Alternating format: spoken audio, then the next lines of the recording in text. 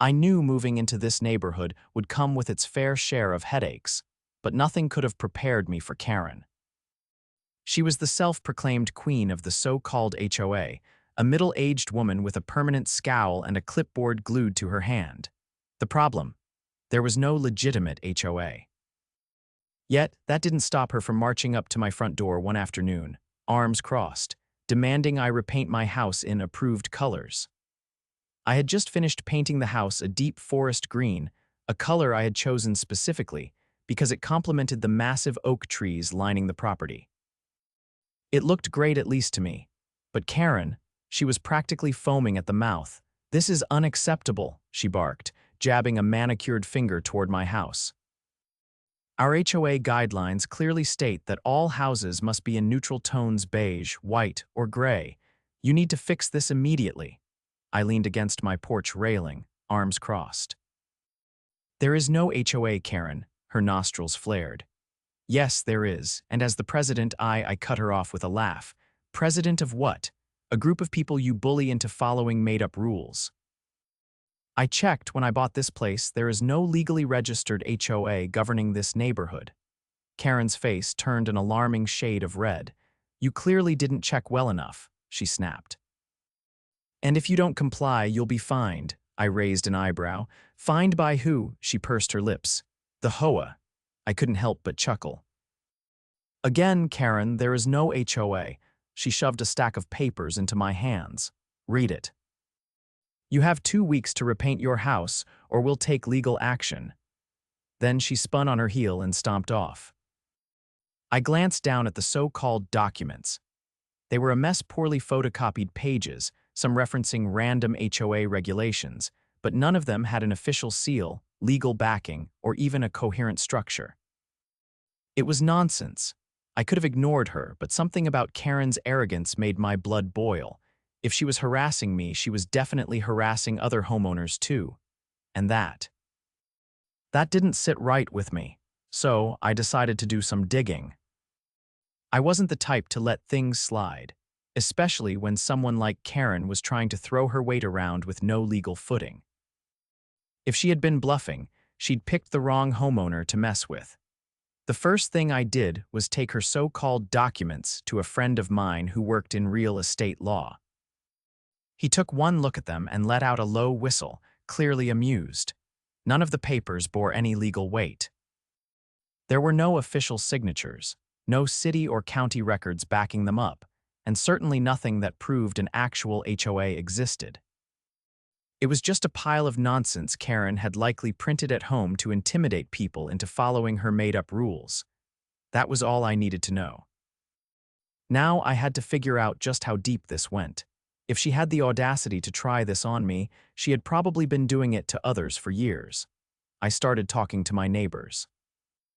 Some were wary, afraid of rocking the boat, but others were eager to vent about the ridiculous fines Karren had imposed on them, late fees for dues they never agreed to, citations for lawn decorations she didn't like, threats of legal action if they didn't comply. A few had even paid her, believing she had legitimate authority. One couple, an elderly pair who had lived in the neighborhood for over 3 decades, told me they had forked over hundreds of dollars in HOA fees because they were scared Karren would make their lives miserable if they didn't. That was when I knew I had to take this further. I pulled property records from the county office, looking for any legal documentation that an HOA had ever been established. Nothing. The neighborhood had been built without one, and there had never been a vote to form one. Karren had been running a scam, plain and simple, but just proving she was lying wasn't enough.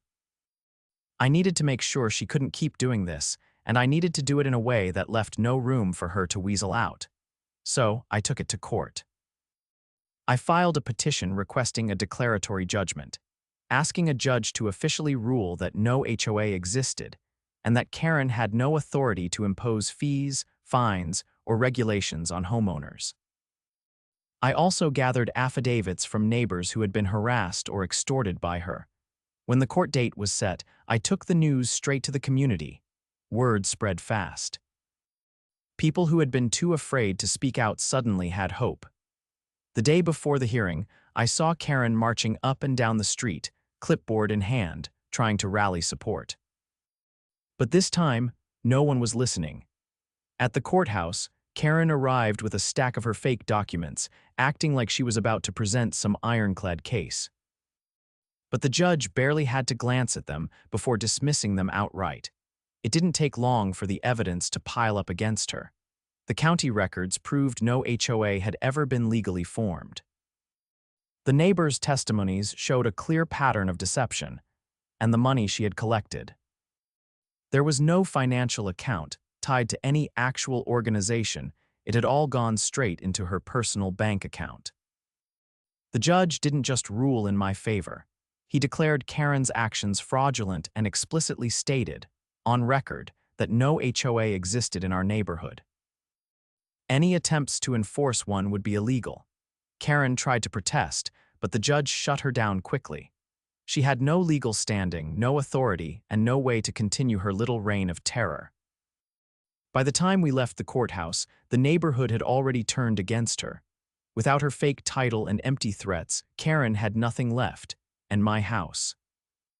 That deep forest green stayed right where it was. The fallout from the court ruling was swift and merciless. Karren had spent years intimidating homeowners into following her self-imposed regulations. But now, stripped of any authority, she had no control over the neighborhood.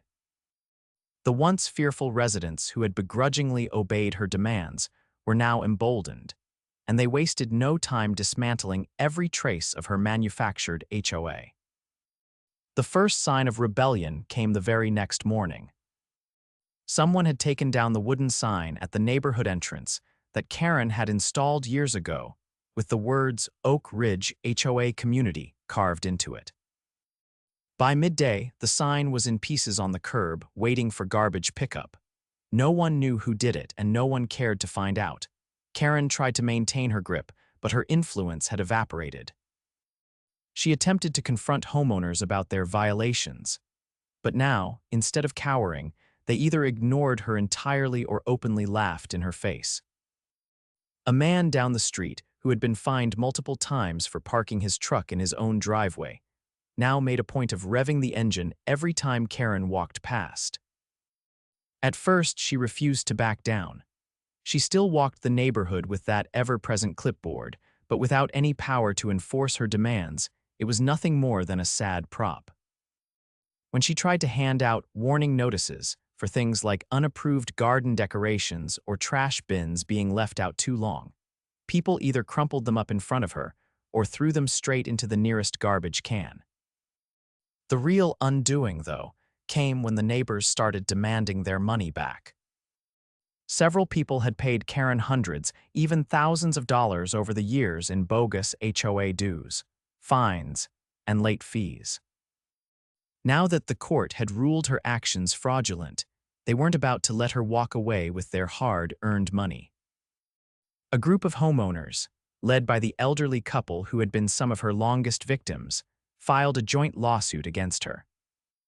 They had records, bank statements, and even emails where Karren had threatened them with legal action if they didn't pay up. The evidence was overwhelming. Karren tried to fight it. She showed up to the first hearing looking far less confident than she had in the previous court case, but she still tried to argue that she had been acting in the best interest of the community. The judge didn't buy it. He ruled that she had fraudulently collected money under false pretenses and ordered her to reimburse every homeowner she had taken money from. The judgment was hefty. By the time all the calculations were done, Karren owed tens of thousands of dollars in refunds. It was more than she could afford. That's when the real downfall began. Word spread fast. With her fraudulent scheme exposed and her pockets emptied by legal fees and court-ordered repayments, Karren's financial situation crumbled. She could no longer afford the lifestyle she had used to impose her false authority. Her house, a pristine, beige-painted structure that she had once lorded over everyone else, went up for sale within a few months. It sat on the market for a while, but buyers weren't exactly eager to move into a neighborhood where the former self-appointed dictator had made so many enemies. When she finally did sell, It was for far less than what it was worth. The final insult. The new homeowners painted it a bright, cheerful yellow within a week of moving in. It was the kind of color Karren would have thrown a fit over, but now she wasn't around to say a word. As for the neighborhood, it thrived without her. Without a fake HOA breathing down their necks, people started making improvements to their homes the way they wanted. Gardens flourished, houses were painted in all kinds of colors, and best of all, people no longer lived in fear of arbitrary fines and ridiculous rules. The elderly couple, who had been some of Karren's biggest victims, finally got to install the backyard gazebo they had been dreaming of for years, without the threat of violations hanging over their heads. The man with the truck painted a mural on his garage door just because he could. And me. I enjoyed every second of watching the neighborhood transform from a place of strict, joyless conformity into a community where people actually wanted to live. One evening, as I sat on my porch, watching kids ride their bikes down the street without anyone yelling at them about unsightly play equipment, I saw Karren's car drive past one last time. She didn't stop, didn't look around. She just kept driving, her expression unreadable. She was gone and she wasn't coming back. Justice had been served. With Karren gone and her fraudulent HOA dismantled, the neighborhood felt like it had finally taken a deep breath after years of suffocating control. The change was immediate. Where once people had tiptoed around their own properties, afraid of arbitrary fines or sudden rule changes, now they were free to actually enjoy their homes. Driveways that had previously been monitored for unauthorized vehicles were now filled with campers, boats, and project cars. Lawns that had been kept to Karren's rigid standards now burst with flower beds, vegetable gardens, and decorations that reflected the personalities of the homeowners instead of one woman's narrow vision of acceptable. It wasn't just the physical changes either. The entire atmosphere of the neighborhood shifted. People who had once kept to themselves, wary of drawing attention from Karren, now gathered for barbecues, shared tools, and helped each other with projects. A sense of actual community formed, not the forced, rule-laden version Karren had tried to impose, but a natural one built on mutual respect and goodwill. One evening, about a month after Karren's house had been sold, I was sitting on my porch when my next-door neighbor, a retired firefighter named Bill, came over with a couple of cold beers. He sat down in the chair beside me, letting out a satisfied sigh as he took in the neighborhood. He told me he hadn't realized how much he had been holding back in his own home until Karren was gone. He and his wife had always wanted to expand their patio, but Karren had insisted they needed HOA approval for any structural changes, and approval, of course, that she had never granted. Now, with no one to stop him, he and a few neighbors had spent the last weekend building the extension themselves. That was when the idea hit me. With the fake HOA gone, there was an opportunity to create something real, not another organization built on control and arbitrary rules, but a neighborhood committee that actually worked to bring people together. Not a governing body, just a group of homeowners dedicated to improving the place they lived in without forcing others to conform.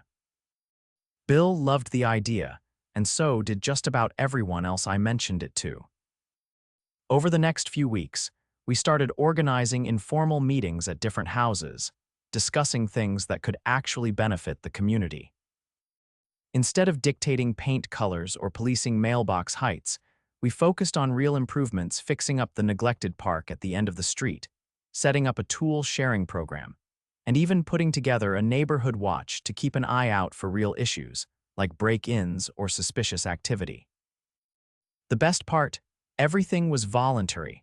No mandatory fees, no fines, no power-hungry leaders lording over the rest of us, just neighbors helping neighbors.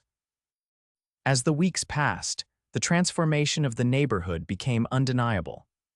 The once rigid streets, where people had lived under the shadow of Karren's clipboard, were now lively and welcoming. Kids played freely, families hosted gatherings without fear of violations, and people actually enjoyed being outside. Then, one afternoon, I got an unexpected visitor.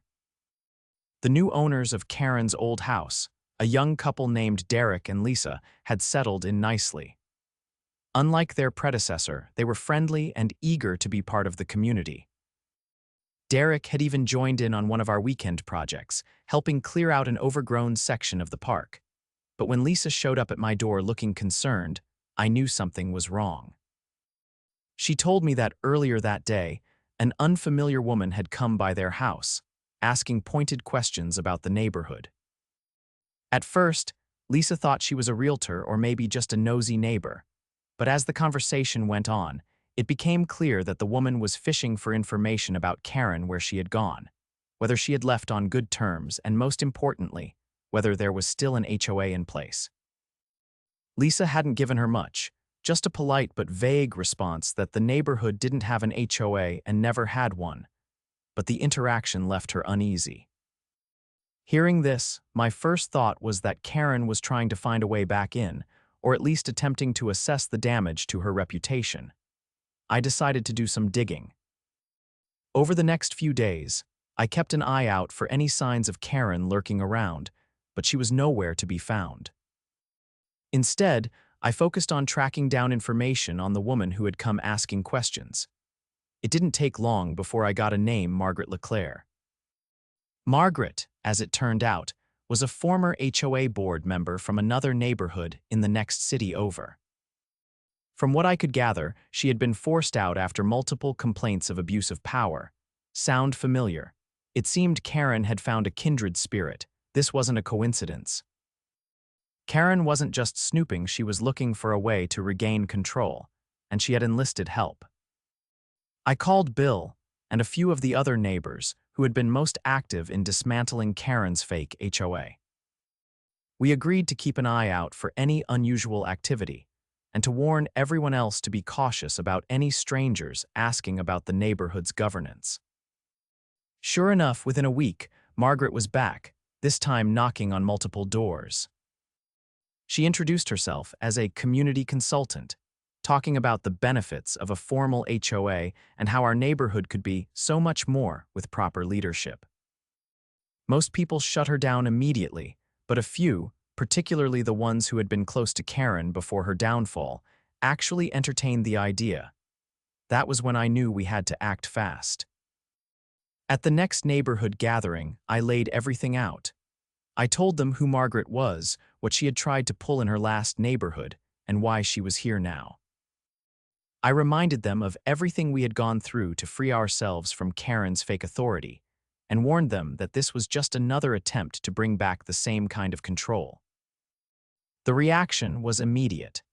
People who had once lived in fear of stepping out of line were now fiercely protective of their newfound freedom.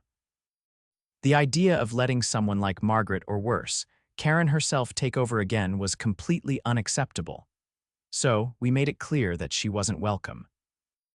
The next time Margaret came around, she was met with a unified front. Homeowners refused to entertain her pitch, doors were shut in her face, and when she tried to hold an informational meeting at a local coffee shop, not a single person from our neighborhood showed up. It didn't take long for her to get the message.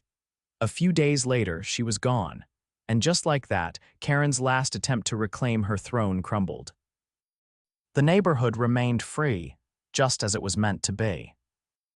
No more fake rules, no more arbitrary fines, just a community of people who had learned the hard way that the best kind of neighborhood wasn't one controlled by a power-hungry tyrant, but one built on trust, respect, and genuine cooperation. With Margaret gone and Karren nowhere in sight, the neighborhood finally felt like it had reclaimed its identity. People no longer whispered about rules or looked over their shoulders, and the transformation was evident in the way homeowners truly embraced their properties.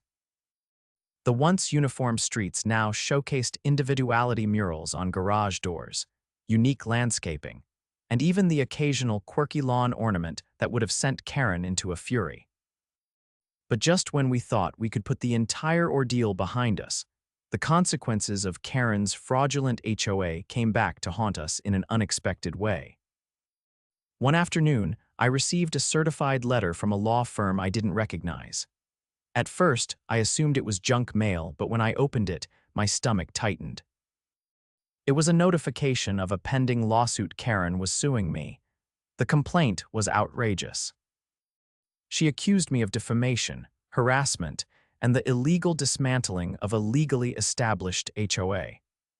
The irony of that last one nearly made me laugh out loud. She was still clinging to the lie that her HOA had ever been real, despite the court ruling that had obliterated any legal standing she thought she had.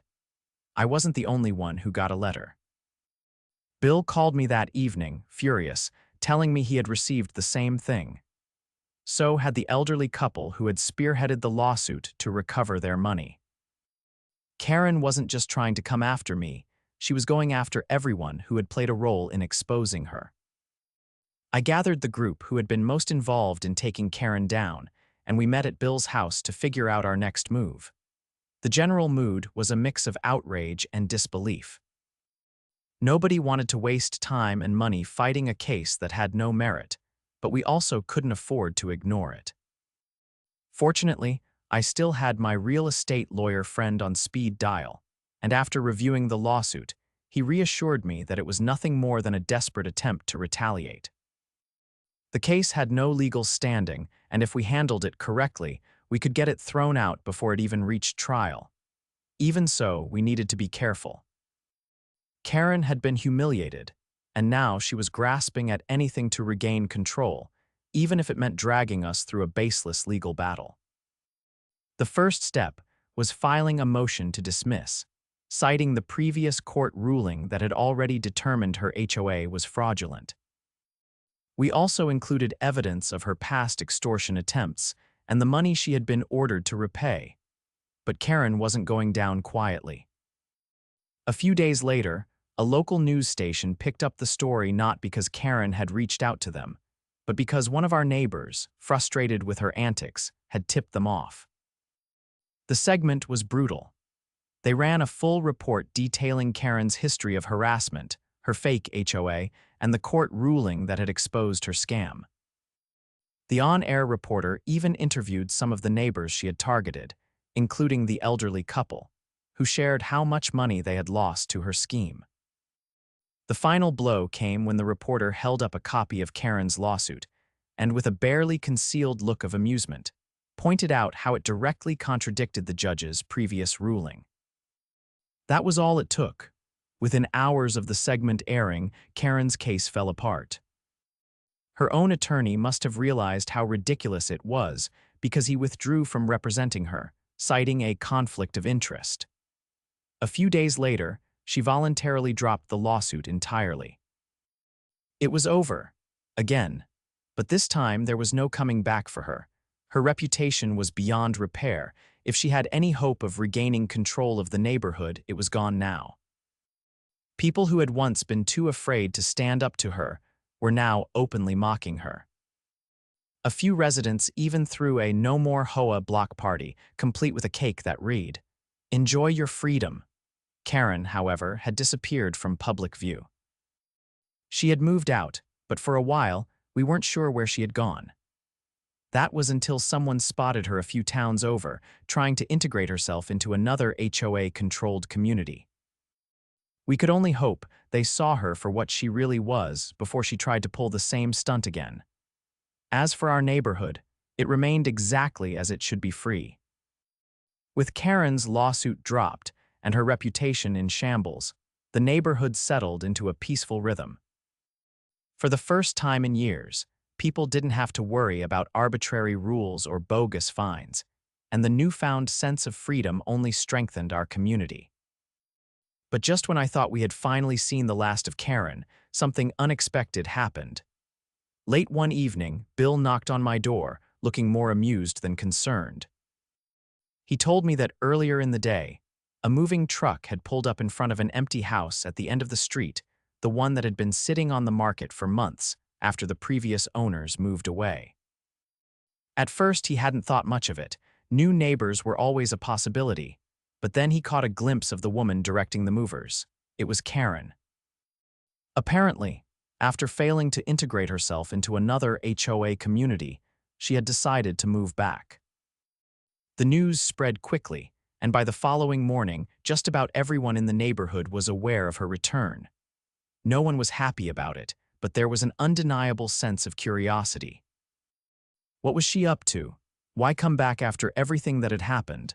I decided to play it cool. She no longer had any power here, and she knew it. If she had any sense at all, she would keep to herself. For a while, it seemed like she was doing exactly that. She kept a low profile, barely interacting with anyone. But it didn't take long before the old habits started creeping back in. One afternoon, I found a printed notice tucked into my mailbox. It wasn't official, looking just a cheap piece of paper with bold lettering that read, "Attention homeowners, community standards must be upheld." Below that was a list of recommendations for property maintenance, including lawn height, fence repairs, and of course, acceptable house colors. She was trying to reassert control in the only way she knew how. The reaction from the neighborhood was immediate. People weren't intimidated anymore. Some openly laughed at the notice, while others made a point of doing the exact opposite of her recommendations. Bill let his grass grow an extra inch just to spite her. The elderly couple who had fought her the hardest put up a bright pink garden gnome near the sidewalk. Karren's frustration was visible. She started pacing the streets again, clipboard in hand, but now her presence only irritated people instead of scaring them. She wasn't taken seriously anymore. I decided to confront her, not to argue, but to make it clear once and for all that her reign was over. When I approached her outside her house, she barely looked up. I told her in a calm but firm voice that no one was going to follow her rules. The neighborhood had moved on, and she needed to do the same. For the first time, I saw something in her expression that wasn't anger or arrogance, it was uncertainty.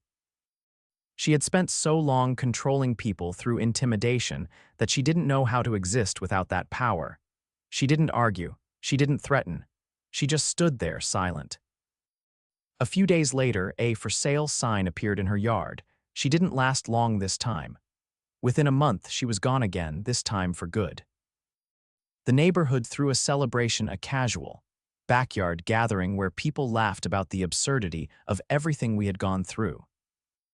As I sat on my porch that evening, watching the sunset cast a warm glow over the street, I realized something. It wasn't just about taking down Karren. It was about proving that people didn't need to be controlled to live in a great community. We had rebuilt our neighborhood not through rules and enforcement, but through mutual respect and cooperation. And that was something no fake HOA could ever take away.